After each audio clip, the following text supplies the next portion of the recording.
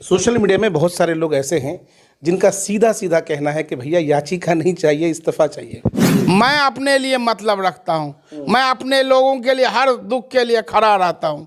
अब social media में कौन क्या लिख देता है, ये इससे मैं राजनीति नहीं करता हूँ। एमआईएम के प्रदेश अध्यक्ष ने हरी झंडी दिखा दी है, कहा है कि भाई जदयू के सारे साथियों का स्वागत है और आप उनके पुराने साथी हैं, इरादा है। मेरा मकसद है कि ये बिल रुकना चाहिए, उसके लिए मैं कुछ भी कुर्बान कर दूँ। लोग सूत्रों के हवाले से लिख रहे हैं कि दरअसल मास्टर मुजाहिद साहब को ललन सिंह ने जो है मदरसा बोर्ड का चेयरमैन बनने का ऑफर दिया है, इस वजह से पार्टी नहीं छोड़ रही। नहीं लड़ूंगा चुनाव।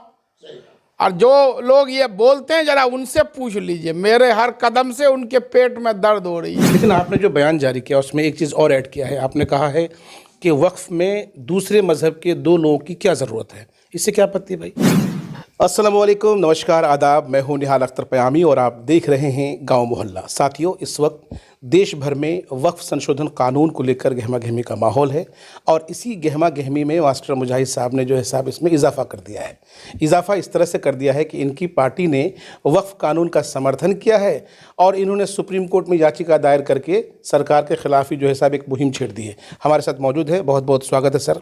जहाँ तक वक्फ संशोधन विधेयक जो अब एक कानून बन गया, अगस्त 2024 में पार्लियामेंट में पेश हुआ और जिस दिन पेश हुआ उसी दिन बिल की कॉपी मंगाकर उसका अध्ययन कर और विशेषज्ञों से अध्ययन कर जो इसमें आपत्तियां थी उसके खिलाफ आवाज़ बुलंद किया, लिख करके पार्टी से लेके सरकार तक बात पहुंचाई और फिर जब जेपीसी बना तो 13 सितंबर को उनके चेयरमैन फिर जो है संयुक्त सचिव को ईमेल के जरिए रजिस्टर्ड डाक के द्वारा जो अपनी आपत्तियां दर्ज किया।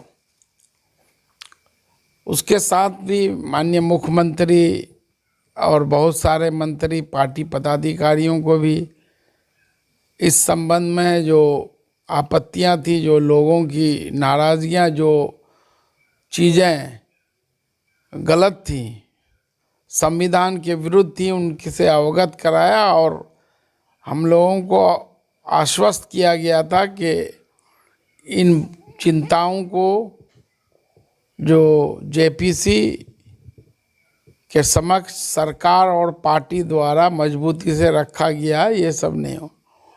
फिर जब बिल पार्लियामेंट में आया तो वहाँ पर भी जो है गृह मंत्री अमित शाह जी और दूसरे लोग स्पष्ट बोले कि इन बिंदुओं को हटा दिया गया है।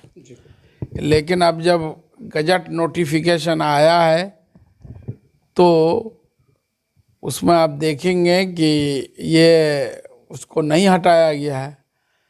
जब पार्लियामेंट में कोई एक केंद्रीय मंत्री जो बोल रहे हैं और फिर जो बिल पास हुआ, दोनों में अंतर, तो ये तो बहुत दुर्भाग्यपूर्ण है, बहुत ही अफसोस की बात है।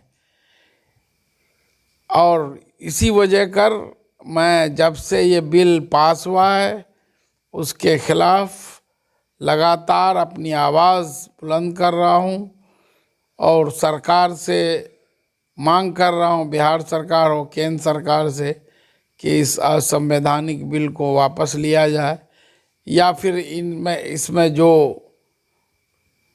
विवादास्पद जो सेक्शंस हैं उनको हटाया जाए और जिन सेक्शंस को हटाया जाए उनको ऐड किया जाए। और वक्फ जो है कोई ट्रस्ट नहीं है ना, जैसा पार्लियामेंट में रिजू जी बता रहे थे। वक्फ एक धार्मिक मामला है। इस्लाम में वक्फ का प्रोविज़न है, उसके तहत लोग अपनी संपत्ति जायदाद अल्लाह के नाम पर वक्फ करते हैं और जो वक्फ करने वाला वाकिफ़ उस डीड में मेंशन करता है कि इस जायदाद का, संपत्ति का जो है किस काम में इस पैसे को, उसकी आमदनी को खर्च किया जाए। तो इसमें वाकिफ़ जो वक्फ करने वाला है, अल्लाह के नाम से वक्फ किया है, तो उसकी मर्जी चलेगी, न मेरी मर्जी चलेगी, न किसी पार्टी की मर्जी चलेगी, न सरकार की मर्जी चलेगी। हाँ, कहीं अगर कोई गड़बड़ी करता है तो उसके खिलाफ कानून के दायरे में कार्रवाई होनी चाहिए। और यही वजह है कि इसको लेकर के इसके विरुद्ध में मैं माननीय सर्वोच्च न्यायालय में अपने जो वकील हैं सीनियर एडवोकेट शाहिद अनवर साहब, दिनांक 9/4 को मेरे बिहाफ में उन्होंने माननीय सर्वोच्च न्यायालय में इस कानून पर रोक लगाने के लिए एक रिट पिटीशन दायर किया है। लेकिन आपने जो बयान जारी किया उसमें एक चीज़ और ऐड किया है, आपने कहा है कि वक्फ में दूसरे मजहब के 2 लोगों की क्या ज़रूरत है। इससे क्या आपत्ति है भाई? निश्चित रूप से जब ये वक्फ एक धार्मिक इस्लामिक कंसेप्ट के तहत वक्फ किया जाता है, पहले भी तो इसके जो बोर्ड हैं या सेंट्रल वक्फ काउंसिल में कानून बनाकर ये कंपलसरी कर दिया जाना कि इसमें 2 नॉन मुस्लिम्स होना ज़रूरी है, तो ये तो गलत है। हम अगर किसी मंदिर के ट्रस्ट में या गुरुद्वारा प्रबंधक कमेटी में या किसी चर्च में कहेंगे कि मुस्लिम उसमें होना ज़रूरी है, तो ये तो गलत न होगा।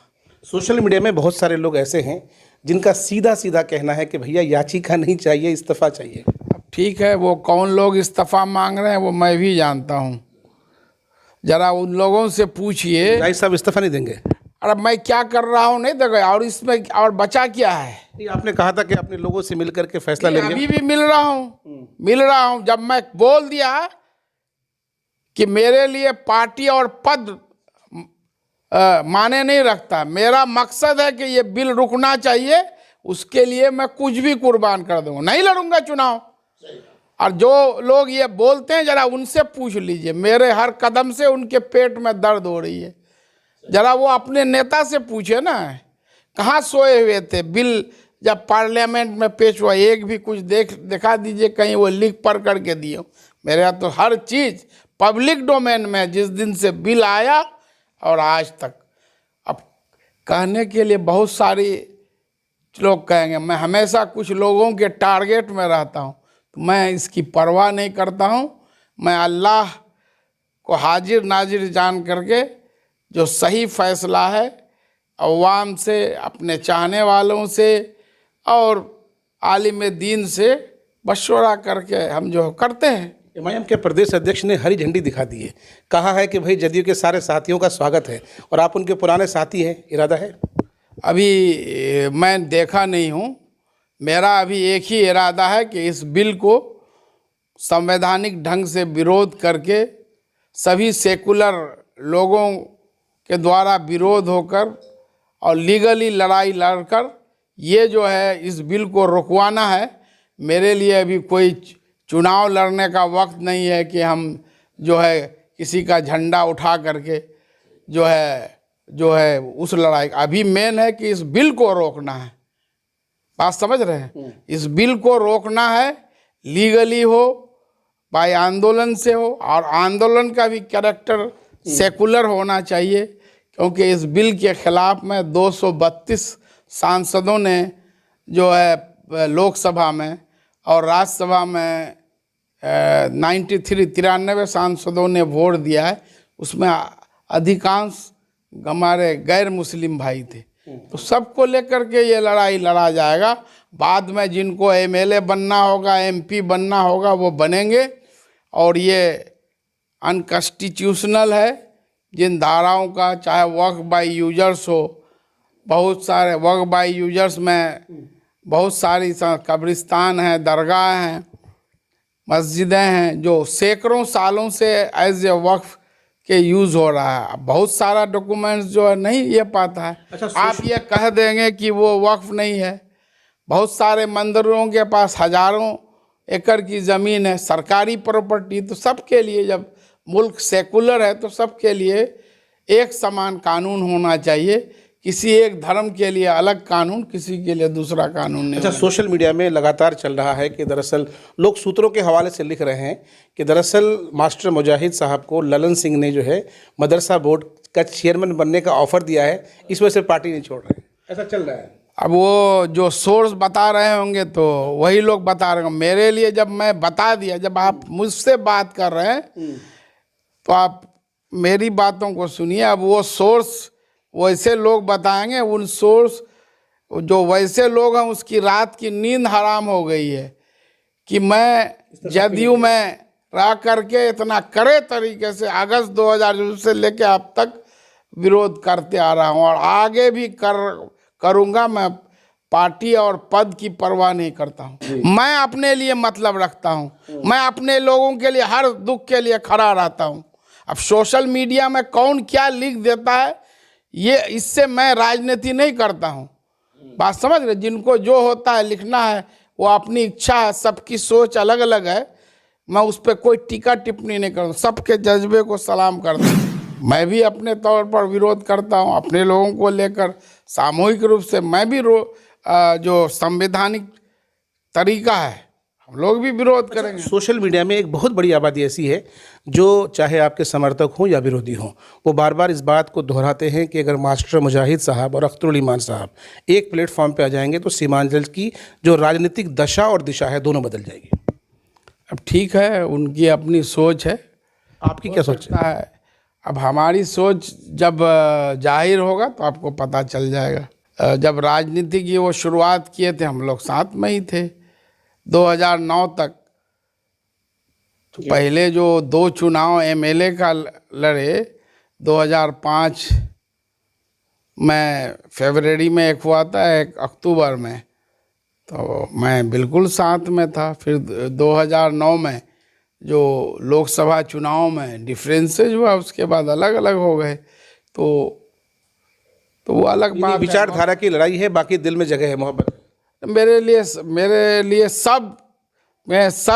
सब के लिए दिल में मोहब्बत, हर आदमी के लिए जो इस लड़ाई में शामिल है सब के लिए मोहब्बत है। चलिए, बहुत बहुत शुक्रिया। एक और बात समझनी है सर, इस वक्त सोशल मीडिया और दीगर प्लेटफॉर्म्स में देखा जा रहा है कि लोग जो है सड़क पर आकर उग्र होकर प्रोटेस्ट कर रहे हैं और कहीं ना कहीं गवर्नमेंट, ये प्रशासन भी जो है परमिशन नहीं दे रही है। लेकिन आपके एक लीडर हैं गुलाम रसूल बलियावी साहब, उनका हमने एक स्टेटमेंट सुना जिसमें उन्होंने कहा कि सेकुलरिज्म के जो वो है उसको जो है सब आप बनाए रखिए और शांतिपूर्ण तरीके से जो है आपका प्रोटेस्ट होना चाहिए। बिल्कुल सही बात है, यही बात तो मैं भी कह रहा हूँ कि बिल्कुल शांतिपूर्ण तरीके से, संविधान में ये अधिकार है सबको कि भाई आप बिल्कुल जो शांतिपूर्ण ढंग से संविधान के दायरे में आप अपनी आवाज़ बुलंद कर सकते हैं। हमें कोई ऐसा काम नहीं करना है कि हम पर कोई आरोप लगे, सांप्रदायिक सद्भावना बिगड़े, बल्कि सब लोगों को साथ लेके चलना। चलिए, बहुत बहुत शुक्रिया मुजाहिद साहब। याचिका दायर करने के बाद पहला इनका इंटरव्यू है और तमाम तर सवालात जो आपके थे, जो मैंने कमेंट्स में पढ़े थे, और वही सवालात जो है इनसे किए हैं और मुझे लगता है कि आप लोग सेटिस्फाइड हो गए होंगे जवाब से। इस वीडियो के आखिर में जो है कमेंट्स में अपनी प्रतिक्रिया ज़रूर दीजिएगा। अल्लाह हाफ़िज़।